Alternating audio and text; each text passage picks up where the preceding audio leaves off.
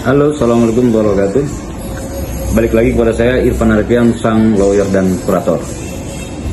Seperti minggu lalu yang saya sampaikan bahwa masih dalam konteks hukum kepailitan, kita masih membahas tentang ketentuan umum tentang kepailitan itu sendiri. Minggu lalu saya sampaikan tentang sita umum. Saya mau membreakdown tentang apa itu sita umum. Sementara di beberapa hal seperti di konteks pidana juga ada yang namanya sita.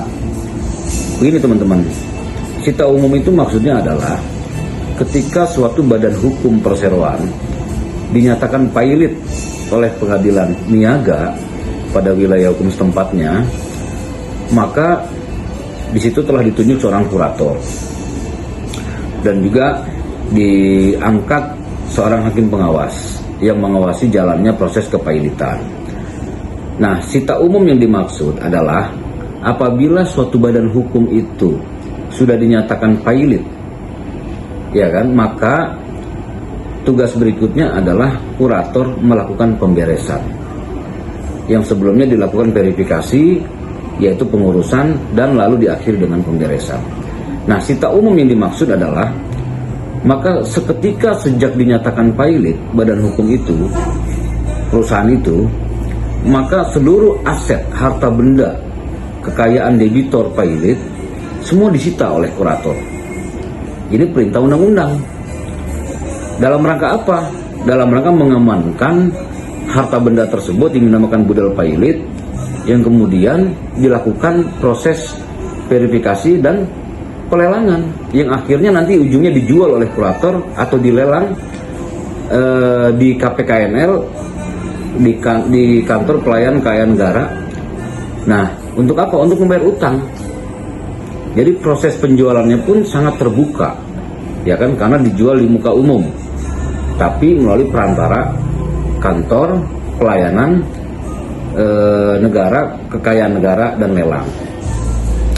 Jadi jelas, sejak diputus pailit, badan hukum perseroan itu, di mana debitur pailit kewenangannya sudah tidak ada lagi.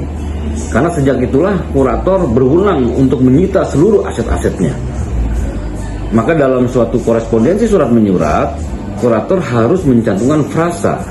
Misalkan perusahaan angin ribut dalam pailit, kurung tutup dan kurung buka dalam pailit. Nah, jadi seperti itu. Jadi sita umum itu maksudnya adalah di mana tugas kurator menyita seluruh aset, seluruh budal pailit, kekayaan debitor pailit yang nantinya akan dilelang oleh kurator untuk dibayarkan utangnya kepada para kreditur. Nah, itu dulu bicara konteks sita umum, ya. Jadi bagaimana apabila dalam proses penyitaan sita umum yang dilakukan oleh kurator tersebut si debitur pailit juga tersangkut masalah pidana. Nah, ini suatu masalah yang menarik teman-teman. Karena apa? Ketika bicara sita umum, maka kan sita di atas segala sita. Tapi negara menginginkan sita umum yang dilakukan kurator harus dipertimbangkan dulu ketika ada sita pidana. Misalkan debitur pailit tersebut atau si direkturnya tersangkut masalah pidana akibat daripada proses yang dilakukannya terhadap badan hukum tersebut, maka seketika itu kurator harus mempertimbangkan dan berkoordinasi dengan penyidik. Penyidik juga punya alat sita.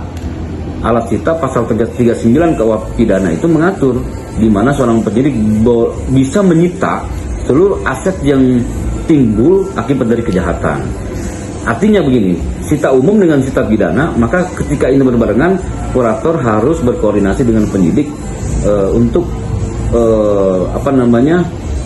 menyerahkan dulu proses acara pidana terlebih dahulu. Nah, setelah terbukti pidananya, maka kemudian kalau harta benda itu timbul dari akibat kejahatan, disita dulu oleh penyidik sampai putusan yang mempunyai kekuatan hukum tetap, lalu kemudian diserahkan ke kurator setelah itu untuk dibayarkan, untuk dilakukan lelang dan dibayarkan utangnya kepada kreditur. Demikian, jadi untuk sementara ini kita berbicara tentang pengertian lebih dalam lagi tentang sita umum dalam hukum kepailitan. Terima kasih sudah menonton video ini. Jangan lupa like and subscribe. Mudah-mudahan teman-teman sehat selalu. Wassalamualaikum warahmatullahi wabarakatuh.